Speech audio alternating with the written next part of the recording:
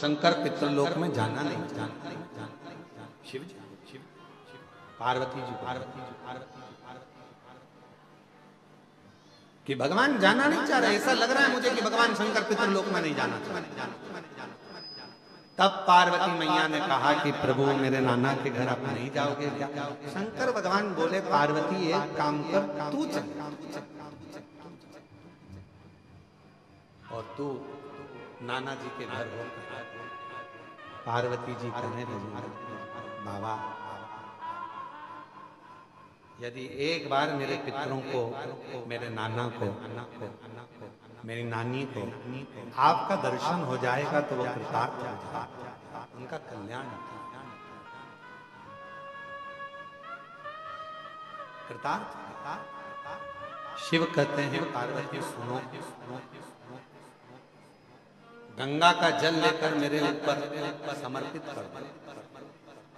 जो जल मुझ पर चढ़ेगा उस जल का एक अंश तेरे नाना को पितृलोक में प्राप्त होगा और उस जल से तेरे नाना तृप्त हो जाएंगे, उनका मोक्ष।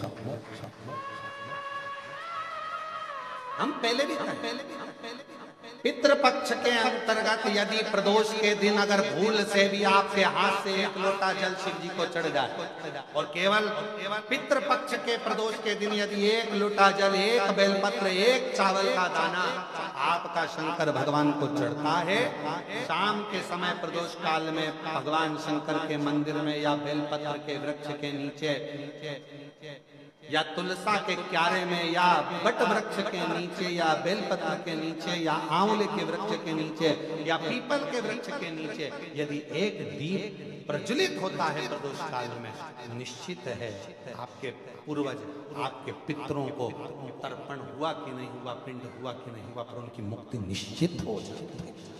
मोक्ष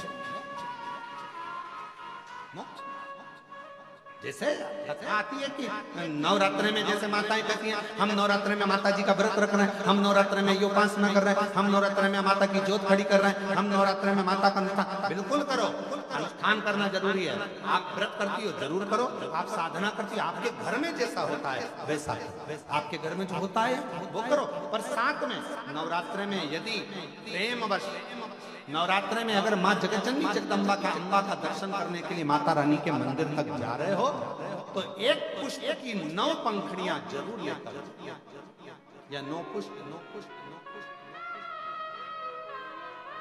और वो भी नहीं कर सकते अपने घर में माँ जगतजननी को 9 चावल के दाने लाल चंदन में कर अर्पित कर माँ जाओ देवी को और शंकर की जितनी आराधना कर सकते हो। श्री नमस्तुभ्यं श्री नमस्तुभ्यं श्री शिवा नमस्तुभ्यं श्री शिवा। तुम शिव की आराधना जितनी कर सकते हो, दिल से जितनी आराधना कर सकते हो उतनी।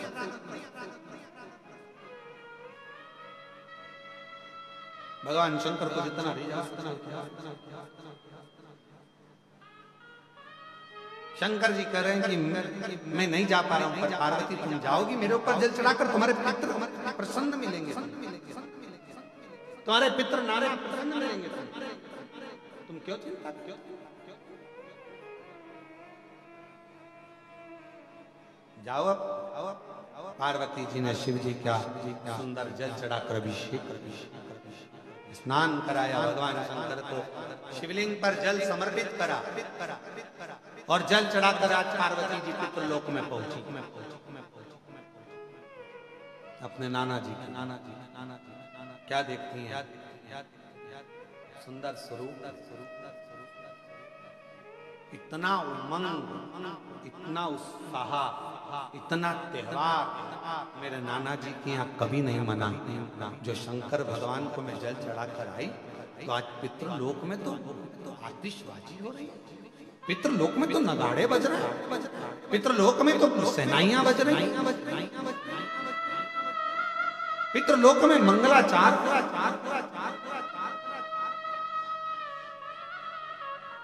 पितृलोक में वाद्य यंत्रों का स्वर आनंदित, देवता आनंद पा रहे हैं, पुष्पों की वृष्टि कर पितृलोक का बड़ा सुख। पार्वती जी को लगा कि इतना पितरों के लोक में तो मैंने कभी सुख देखा ही नहीं है, इतना पितरों का लोक में सुख है।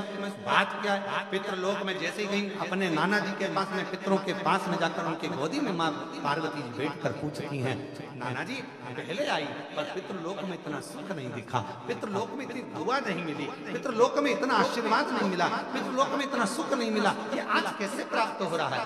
पितृलोक से पितृ नाना पार्वती से कहते हैं, देव अधिदेव महादेव पर चढ़ा हुआ जल जब हमें प्राप्त होता है, हम सारे पितृ आशीर्वाद प्रदान करना प्रारंभ कर दे रहे हैं, वर देना चालू।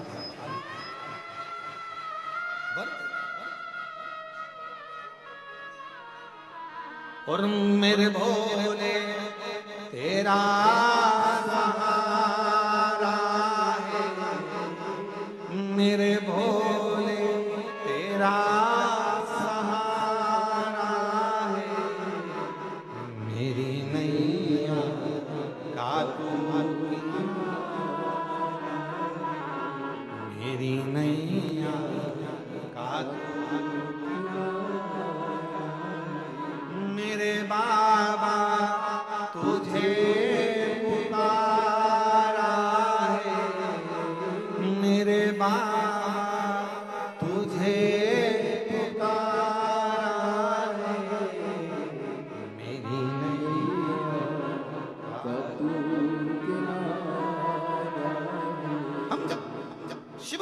चढ़ाते हैं, वो जल 33 कोटि देवताओं को प्राप्त होता है, वो जल सारे गंधर्व अप्सरा पितर सबको प्राप्त होता है, वो जल हमारा कल्याण कर देता है। तुम खुद अंदाजा लगाइए, आज से पहले जरा अंदाजा लगा कर देखना, जिसको पत्रिका दिखाते थे वो कहता था पितृदोष है, जिसको अपना हाथ दिखा काल सर्प दोष है।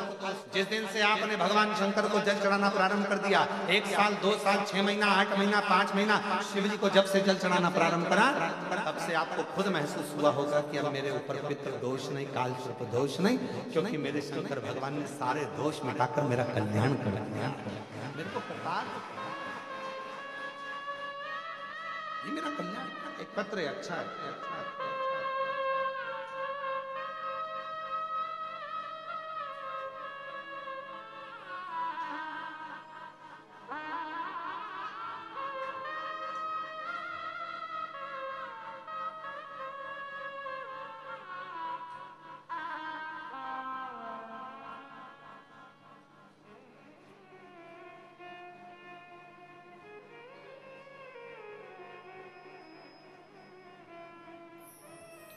मैं प्रिया केसरी कहीं बैठी हो, प्रिया केसरी तो हाथ हिला सकती हैं, और अगर बैठी हो पीछे कहीं बैठी हो नहीं दिख रही हो तो पीछे से आकर एक बेलपत्र आप ले सकते हैं। मैं प्रिया केसरी आप ही हैं, ऐसा हाथ हिला, आ जाओ पीछे से, आ जाओ बेलपत्र। मैं प्रिया केसरी वाराणसी काशी से आया, मेरा निज घर लंका BHU नासिरपुर सुसुवाही की निवासी। पिछले 1 साल से मेरे पिताजी अस्वस्थ चल रहे थे, उनको अप्लास्टिक इमोनिया नामक बीमारी से वो जूझ रहे हैं। एक ऐसी बीमारी है अप्लास्टिक इमोनिया, एक बीमारी ऐसी है जिससे मेरे पिताजी बहुत जूझ रहे हैं। कई बार तो ऐसा लगा कि जवाब सा हो गया। फिर मेरे कृपा हुई, मेरे भाई कुबरेश्वर धाम आए और कुबरेश्वर धाम से रुद्राक्ष लेकर गए, रुद्राक्ष लेकर गया और उसे गला कर बाबा का जल चढ़ाकर थोड़ा सा जल लाकर पिताजी को पिलाने लगा, जिससे उनका स्वास्थ्य में धीरे धीरे सुधार होने लगा। आज बाबा की कृपा से उनको जैसे ही आराम मिला, हमने बाबा से विनय करी थी, तो पूरा परिवार आज बाबा का दर्शन करने और उनको धन्यवाद देने के लिए आया है कि हमारे पिताजी को उन्होंने ठीक कर दिया। एक ऐसी बीमारी से ठीक कर दिया जिसको समझना ही मुश्किल है। गुरुदेव, अप्लास्टिक निमोनिया नाम की ये बीमारी से हमारे पिता ठीक हुए। हम बाबा को यहाँ धन्यवाद देने के लिए आए। एक पत्र और अच्छा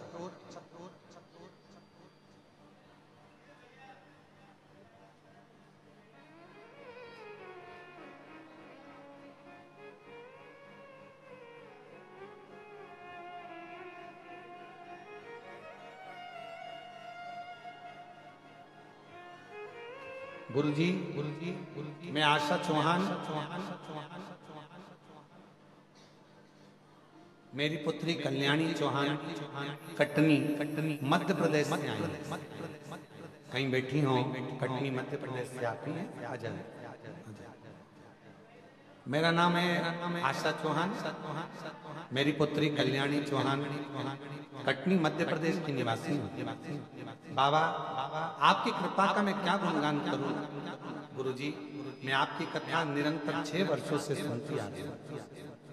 मेरे 4 पंडाल हो चुके हैं कथा सुनने में। माँ बधाई आपको, 5वां पंडाल हो गया आपका कथा सुनने। तो 4 पंडाल मेरे कथा में हो गए।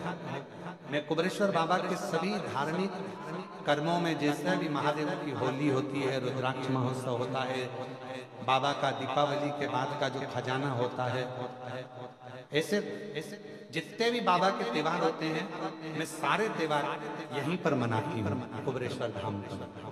बधाई आपको जी, हमें मालूम नहीं था, आते रहे हैं। दीपावली भी मैं